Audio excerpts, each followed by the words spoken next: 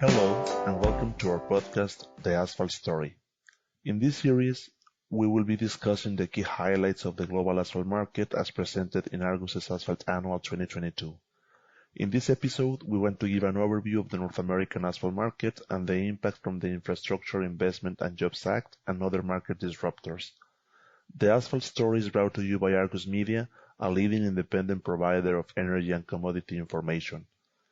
I am Juan Castillo, a consultant for Argus Consulting Services in Houston, and with me today is Maria Ahmed, asphalt editor covering the North American markets. So, in November 2021, the Infrastructure Investment and Jobs Act was passed into law in the U.S., providing $1.2 trillion to support core infrastructure such as rails, ports, airports, streets, and highways, with $110 billion in new spend for roads and bridges that will be distributed to the state and county level governments over the next 5 years. This investment comes as a relief to the Highway Trust Fund to support the repair and modernization of over 15,000 bridges and 20,000 miles of highways across the country.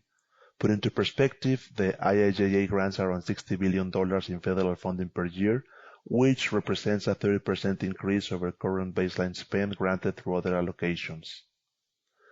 Now, we should bear in mind that federal funding has historically accounted for just 25% of annual spend on highways and bridges, and that the extent to which these funds will be readily available for state and local governments is yet to be seen.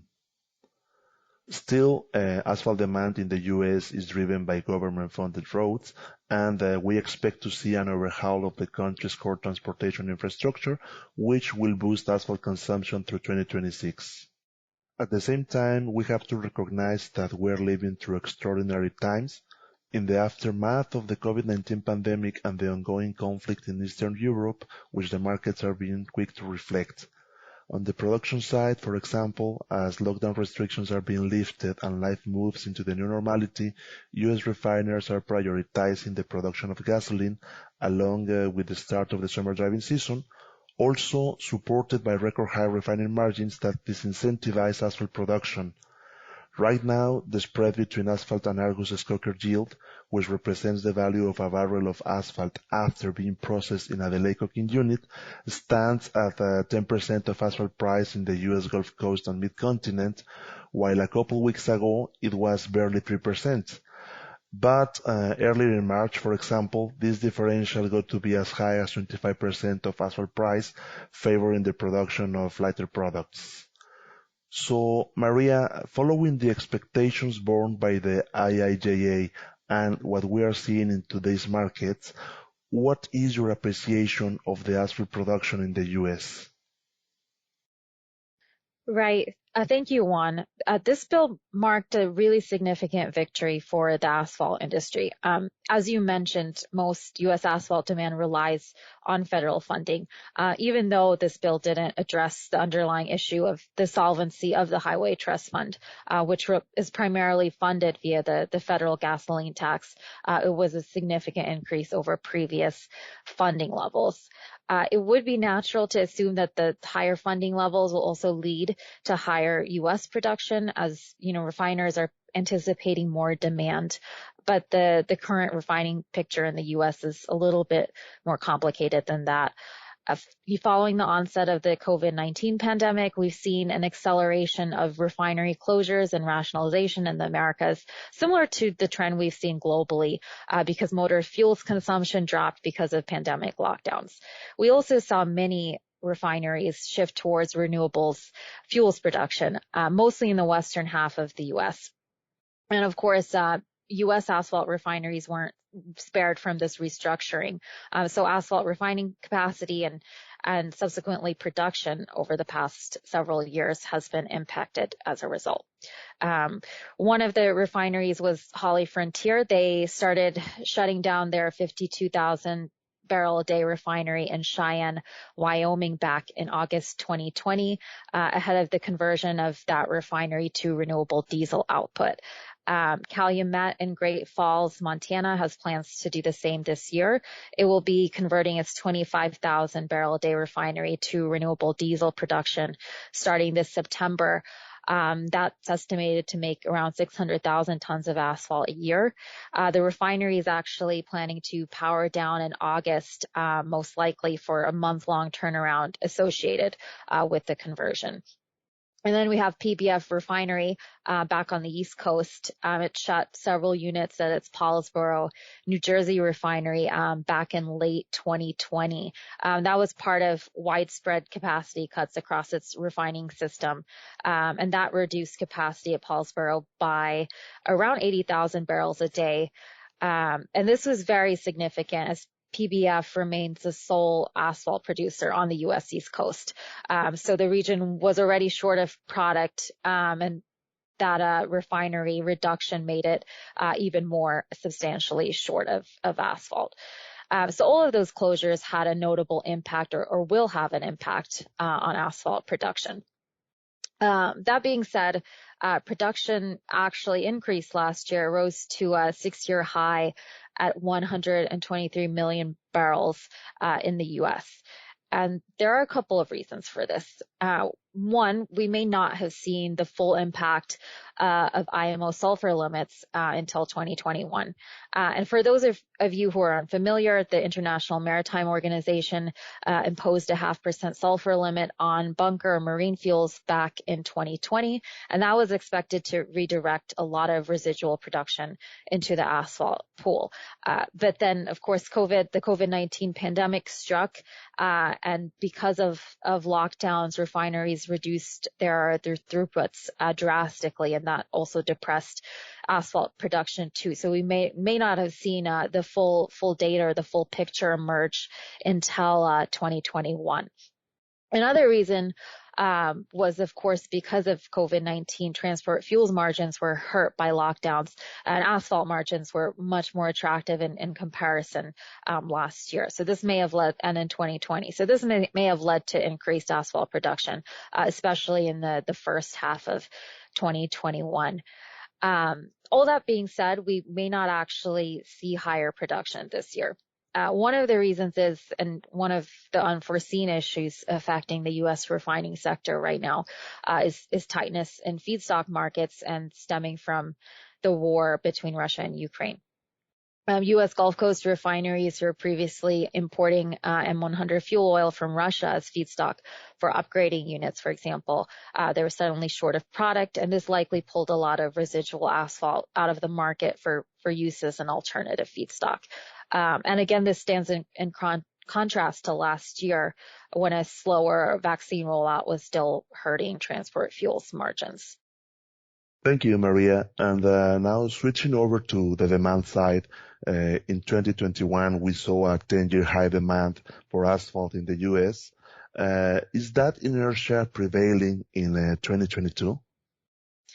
Exactly. Last year, we saw asphalt demand reach its highest point since 2008, at 135 million barrels. Part of this was due to COVID-19 stimulus funding. Many of the surplus funds that weren't used up by states were instead redirected towards transportation projects. So we saw a little bump in funding last year that was unexpected. Some of the demand also benefited over the last 2 years by lower vehicle traffic, which allows contractors, of course, to pave longer. And of course, the weather was a little more cooperative last year, which also allowed for a longer paving season and stronger demand. And now that we're seeing higher prices this year, however, largely because of higher global crude prices, this may ultimately have an impact on demand going forward.